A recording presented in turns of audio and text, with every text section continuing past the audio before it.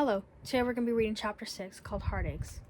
On September 5th, 2011, I just finished summer vacation and got ready to go back to school. Grandma got sick and almost died from a life-threatening illness. The doctors and Grandpa saved her life. My grandmother always told me that I am a hero, her hero. I never took it to heart because I didn't believe I could be someone's hero. I was never open to being someone's hero because I always had my own heroes. That I wasn't ready to be one or thought I was too young. I gave all the credit to Grandpa. He was the one that drove her to the hospital. When Grandpa and I got home, I asked, "How would you feel if I called you Grandpa?" I was standing in front of the front door, leaning against it when I asked him that question. He was surprised and had tears in his eyes. Even though we weren't his blood grandchildren, he still loved us the same. This was the same year I started calling him Grandpa, but I wish I had been braver and called him Grandpa sooner. When I was younger, I accepted him years ago, but couldn't bring myself to call him Grandpa. "I would be honored," he said. I was very surprised I didn't give him a heart attack at that moment when I asked him that. It was unexpected. I was also afraid we were going to lose Grandma. What would have happened if we lost her? Would we lose him too? 9 months later, he passed away. Grandpa and I stayed up the whole weekend, each night, taking care of Grandma. Her pain got worse, so we took her to the hospital. If he hadn't taken her, she wouldn't be alive today in 2013. She weighed 86 pounds and couldn't eat. I was tearing up inside and it hurt me seeing Grandma in so much pain. Mom came to pick me up that same day so I could get ready for school the next day.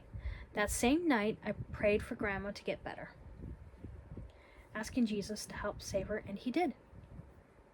Thanks, Jesus. Grandma had bought 3 tickets to attend the Canadian Country Music Awards on September 12, 2011 at the famous Venue Center. She let me take her place because she was still in the hospital. I went with Mom and Aunt Pauline. This was the same year I was thinking of ending my life. I was thinking about suicide during the show because I was depressed and thought suicide was the answer. But I never got around to doing it. Instead of leaving this world, I wasn't going to let the bullies and the depression win. I wasn't going to leave my family in grief either. So I chose to live longer for my family. One of the singers who performed that night, his name is Scotland. He's the one to thank. All he had to do was stand on that stage and sing a song he wrote called Let's Go Higher. I thought he was singing Let's Party On. After I got home that same night, I looked up that song on the internet and have been a fan of Scotland ever since. I adore him, his charisma and spirit. His music is full of rhythm and heart. That's what I like about him. Scotland has a kind heart and positive energy that makes you want to be around him. Thank you, Scotland, for mentally saving me from suicidal thoughts that night. I truly don't think you even know how much your music made me become a stronger person and inspired me, as I'm sure that you and your music have inspired millions of different people from around the world too. My experiences in 2009, 2010, and 2011 with Patrick's book was amazing. Very frustrating and upsetting. I learned many things that I didn't know about him before. The one chapter I was reading upset me, and I had tears in my eyes. The top of my head felt like it was burning. I started shaking, my head was spinning, my ears went sensitive, and my whole body was numb. I had to take the earphones out of my ears. My heart was racing, and I got dizzy. Grandma said, "You care, and you are feeling what Patrick was feeling." Mom also said, "You are impacted by what has happened to him, and that you feel empathy. You are feeling what he was feeling." I was impacted by his words and the book entitled, I've Had the Time of My Life. I am empathetic. I feel everybody's emotions, believe it or not. That's just who I am. I care too much not to feel their pain and suffering. When I found out one of my heroes had cancer, it broke my heart, and I knew I was going to lose my hero very soon. I was inspired by his acting and dancing, which made me want to be in movies too. What upset me the most is that only a few people knew of his cancer diagnosis, but someone leaked that information and it got out into the world and it ended up on the news. Finding out that someone in your family, friends, or someone you love or are a fan of has cancer is the hardest thing to deal with. It's even worse when they are hurting and then you feel like you are hurting too, because you feel like a part of you is taken away when they leave this world. Just in the beginning of 2012, Grandma got me into writing poems because she inspired me, and I have been writing ever since. It only takes one person to see your potential and talents, letting you know that sharing your talents is something the world needs. Grandma and I co-wrote a poem together about Scotland, and the poem is entitled My Hero. This was our second poem that we wrote together. I wrote that poem because of how inspired I was by Scotland and that he made a big difference in my life, even though he doesn't know who I am. And Grandma helped me finish writing the lyrics to make it sound better. It is also a reason I am still alive today and that I have a purpose to live. I never showed him the song, but I probably should have. But reading that poem now is kind of weird, if I'm being honest. I don't want him to read that. Scotland mentally saved me from wanting to commit suicide. He doesn't know this, but I do. A few of my friends used to ask me what I saw in Scotland, and my answer would always be the same: his heart, because of how kind and loving he is. They would make fun of him, and I always defended him, and it was always his nose they would negatively comment on. They'd be like, he has a big nose. Like, does that matter? I'm a fan of him, not his nose. I never made fun of the singers they listened to, so why were they making fun and bullying the singers I listened to? They didn't and don't understand him like I do. All his fans had to do was look at him for a quick second, and there is an immediate connection between you and him, and you can feel it in your heart that he genuinely cares. When I first watched his concert, a place called Love Live on DVD, my heart felt alive again. It's like I could actually hear my heart beating for the first time in a long time. It also felt like I couldn't hear my heart beating because of all the hurt I was feeling and couldn't get rid of. On April 9th, 2012, I woke up in the morning, and the first thing that came into my mind was that Scotland was going to judge me on the day that we would meet. I wanted to cry because it seems that everywhere I go, I feel like people take a good look at me, turn around and judge me. Why do I think like that? Maybe that's just who I am. But my hero is the last person on this earth that would judge anyone, including me. Meeting Scotland on May 5th, 2012 was a life-changing and wonderful experience for me. After meeting Scotland, that was the day I started believing that there are people out there that care about you, even if you think they don't. He is down to earth, nice, kind, and caring. He has a great heart and a lovely voice. If I had the chance to meet Scotland again, I would, but I would be a better me than I was back then. And yes, in 2022, I did get the chance to meet him again. That chance was one in a million. But it took it, and sure enough, I got to meet him again at the Maple Land Theater for the premiere of Maggie the Musical. Obviously, it took another fan to see him in the theater before the show for us to make up our minds during the intermission to finally decide to chase him to see if we could meet him. And I wasn't missing that opportunity to meet him again either. And yes, I finally got his autograph. There was so much beauty and talent in the show that it would take up too much space to write here. Maggie was in a different decade than when I was in high school, so I'll just leave it at that and continue writing my high school novel. Also, Mr. Walker, who saved my attendance in 2012, was one of the main characters in a TV show called Walker, Texas Ranger. The show inspired me to stay in school, no matter what or how tough it got. If it weren't for Mr. Walker, my attendance would have gotten worse instead of better. Thank you for inspiring me to go back and stay in school every day. Well, before I got suspended anyway. Is it weird that a childhood hero can save you emotionally or mentally from pretty much anything, including suicidal thoughts, bullying, and the hate being spread again about you at school? Quote 11 have held close to my heart since 2012. Going to school will change your future, Mr. Walker. May 6, 2012. Grandpa invited Dad, Mom, Ava, Bethany, Elizabeth, and I to their house to visit. Mom thought something was wrong, and I kind of did too. The day before Scotland's Fired Up concert, I wasn't taking part in the dances with the other fans. I wasn't myself because something was bugging me. At first, I didn't know what was bothering me, but the next day I finally realized what it was that was bothering me that night. I soon realized it had something to do with Grandpa. I knew something was off, and something in my gut was telling me something wasn't right. It's like a feeling when you feel or know someone is going to die or get hurt. I tend to get very moody when someone passes away, even when I don't realize it, and people say I'm mean when this happens, and they don't realize this small detail. And if I told them about it, I'd get laughed at, and they would say, "Don't use that as an excuse for being cranky." When I'm cranky, emotional, or having a sad day, I can't explain it to anyone because I don't know until after. Either I find out the same day, or I found out the next day, or after it. I sometimes know right away when something happens to someone, because I start to feel sad and get depressed again for no reason at all and pull all-nighters but not actually wanting to do that. That same day on May 6, 2012, Dad and Grandpa were outside hanging out and drinking a beer or two, while the rest of us were either inside or outside the house doing our own things. Mom and Grandma were in the house talking, and they finally came outside after. When we got home, I was washing dishes in the kitchen. Dad came into the kitchen, walked over to me, and whispered in my ear, "Grandpa has just passed away." I couldn't cry, so I stayed strong for everyone else. I didn't notice until after I went through my pictures at home that Grandpa was in some of the pictures I took that day, and he was sitting on a chair behind Ava while she was sitting on the lawn tractor. Those were the last pictures I had taken of him. I missed 3 weeks of school due to depression and death in the family, or at least that's what the school told me. I should have done better and just went to school. I went back to school after missing 3 weeks and told them my story, but no one believed me about the death in the family. So I stopped telling the school what was going on. I put my family first instead of myself. I thank God that I had the best step-grandfather anyone could ask for, even if he was a pain in the butt sometimes, but I loved him anyway. This was also the same year I failed the literacy test, but only because I missed that much school, and I could have passed the test if I had just gone to school to learn instead of grieving. But somebody told me that some of the staff were also making bets on the students to see who would pass and who would fail. Seriously, who does that?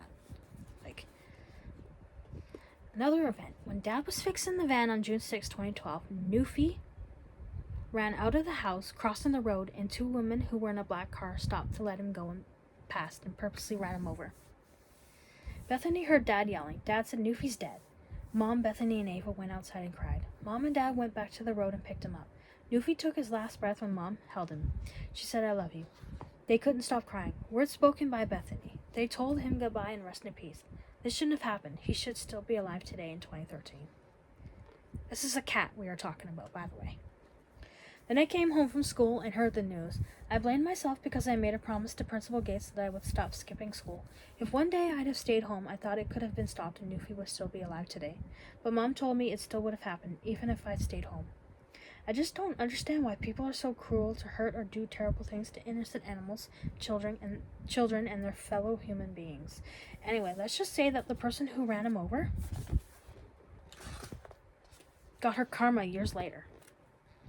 Not only after she admitted to running over a cat in downtown Hamilton when she moved to our city, but also for badly treating and using 6 different families to pay her mortgage on her house. Unfortunately, we were one of those families. But I won't go into detail about anything else that happened during the time when we were living in that house. I could only imagine what the other families went through, like what we went through. Like, she was a terrible person, and that's all I'm going to say about this.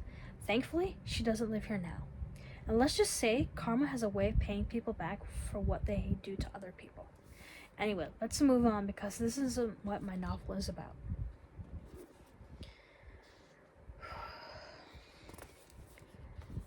Okay, there's some poems I've written that I also would like to share. The first one is called A Poem from My Hero, Mr. Patrick Swayze. I have been a fan of you since I discovered you. I want to thank you for reaching out to your fans with love and support. Also for being the best person you can and could be. You have changed my world in more ways than one, and I will never let you go or forget you. I will always remember you until the day I die, and even when I reach the light, to be with loved ones in heaven, and be with you, my hero. It means the world to me on how much of an inspiration you were and still are to many people on this earth. Thank you for being you. I will always love you from the bottom of my heart. I miss you, my hero. Rest in peace, Mr. Swayze. 1952 to 2009. The second poem is called My Hero, Tribute to Scotland Lee, aka Johnny Reed, if anybody wants to know who that is. I think it's okay to say his real name.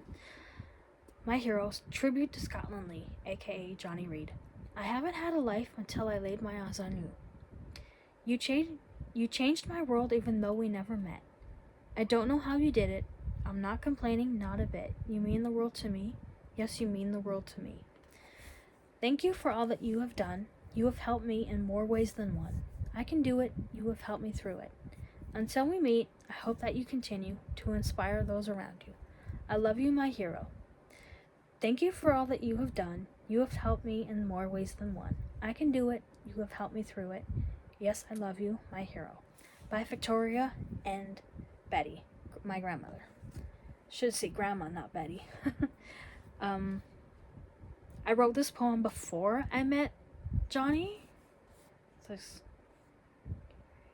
think it was like 3-4 months before I met him.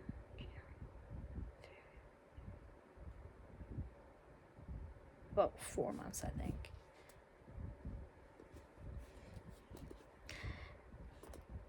He's still my hero, by the way. I just don't think he knows that.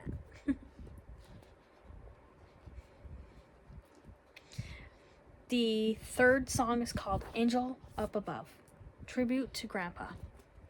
My grumpy grandpa, who I met in 2005, I was scared, but you never judged me. We were happy right from the start. But the day that God called you home, it broke my heart while my world fell apart. God said, "Come on, grumpy grandpa. It's time to rest. You have done your very best."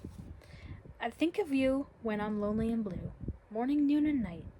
I feel you watching over me, no matter where I am or where I'm going. I feel your love in my heart. One day we'll meet again. You're my best friend. You're my angel up above. I love you, grumpy grandpa. Good night. By Victoria and Betty. And that is the end of chapter 6. There wasn't too many mess ups this time. So, I would like to say, rest in peace, Grandma, Grandpa, Mr. Patrick Swayze, and Newfie, my cat. Also, I'd like to thank Mr. Walker, aka Chuck Norris, Scotland Lee, aka Johnny Reed. I would like to thank them for being heroes and for helping me through a very dark time in my life in 2011, 2012, 2013, and 2014. I don't know where I'd be if I hadn't watched Walker, Texas Ranger, and also became a fan of Johnny Reed again and had them in my life during that time. I don't know them personally, but I know enough of them, their professional work, to know that they are really cool singers, actors. I mean, I don't think I've heard Chuck Norris ever sing much except the theme song of Walker, Texas Ranger, which actually sounds really good, and I actually know it off by heart. But I could say it. And the eyes of a ranger are upon you. Any wrong you do, he's gonna see.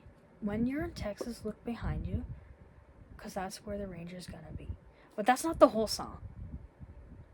But yeah, I'm gonna tease you and leave it at that. So thank you for watching this video, and give a shout out to Mr. Norris and Mr. Reed. Thank you for being you guys and for being heroes. I'm really inspired by you. And thank you for being heroes to everybody and sharing your work with the rest of the world. We really do appreciate you. I gotta go now, but I hope you liked this video and this chapter. Bye!